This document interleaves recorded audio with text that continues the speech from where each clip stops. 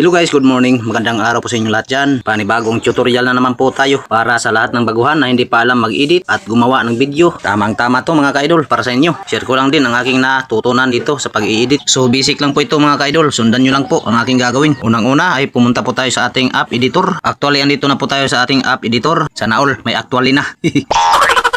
Ang ginagamit ko guys ay CapCut pa rin. Ayan, pagdating po natin dito, pag na-open nyo na ang inyong editor, siyempre gagawa na tayo ng video. Pindutin nyo lang po ang new video. Pagkatapos mapindot ay mapupunta po tayo sa ating gallery. Hahanap lang po muna tayo ng ating i-add. Add one. Ayan, hanap muna ako sandali mga ka-idol. Ayan, ilalagay muna natin itong ating intro. Pindutin lang po ang add.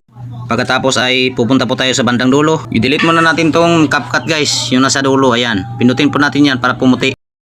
Tapos pindutin po ang delete nasa baba. So now guys, ituturo ko rin po sa inyo kung ano ang dapat size ng ating video pag tayo po ay nag-upload. Iba-iba kasi ito mga ka-idol. Pag long video, dapat ay nakapahiga yung ating kamera. At kung short video naman ay nakapatayo ang ating kamera. At kung hindi nyo pa po alam kung paano mag-arrange ng ating video, sundan nyo lang po. Pindutin lang po natin to.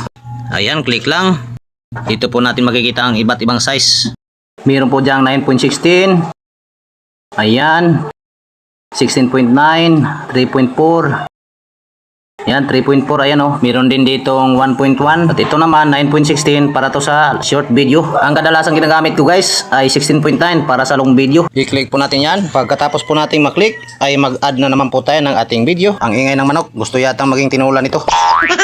Ayan, may plus na puti sa ibabaw guys mga ka-idol. Pindutin lang po natin yan. Pagdating natin dito ay mag-add tayo ulit ng ating video. Ito, click natin to. Ayan, naka-add na po tayo ng ating video guys. So ganyan lang po.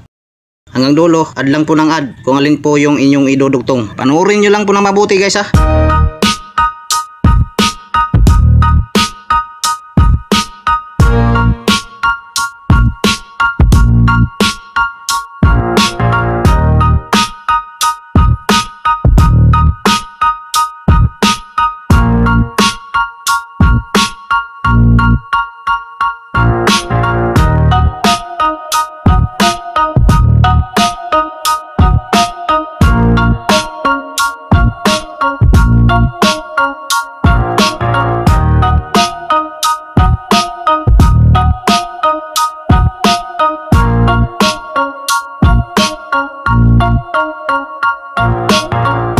So ganyan lang po ang gagawin guys. Paulit-ulit lang. Ako pag nagbibideo ako guys, maiksi lang. Pinagdudugtong-dugtong ko lang yan pag nag-i-edit na ako. Ayan, ilagay na po natin ang ending. Check lang po natin yung ating video hanggang dulo. Siyempre mga idol, titingnan po natin kung okay na ba siya. Pag okay na, ipindutin lang po natin ang export nasa ibabaw. Antayin lang po natin maging 100% po ang ating exporting.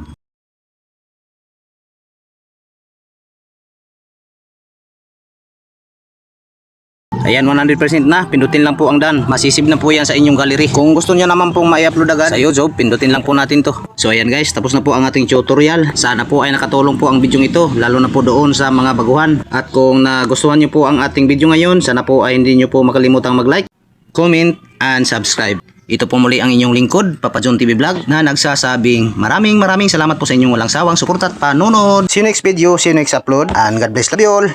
Bye bye mga dol.